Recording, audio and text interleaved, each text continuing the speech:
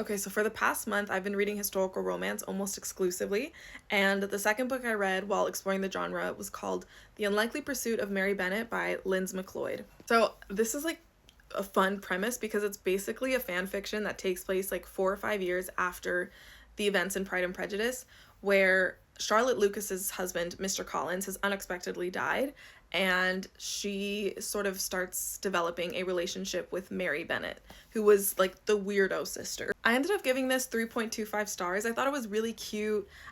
Mary, especially, I felt like was a much more attractive sort of lead love interest than Charlotte.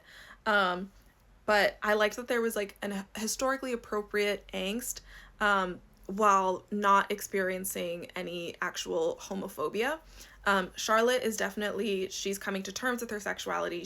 It's something she like denied in herself for a very long time. I appreciated that they were generally very accepted. There was also a queer community around them. There was very minor like spice, no smut or anything. It was very fade to black, but like I would still get butterflies when they were just like holding hands or like, you know, a brush of a kiss on the cheek. I was like, ah.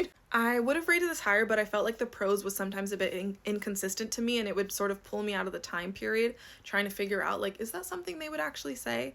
And I also felt like it was pretty slow paced. My final major critique was just Charlotte's character.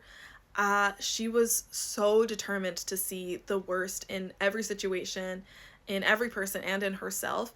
And, you know, which is totally understandable. We all have anxieties and insecurities, but I just felt like it was to the extreme where at a certain point I was just rolling my eyes at her. And so it made being in her head not a just as desirable place to be.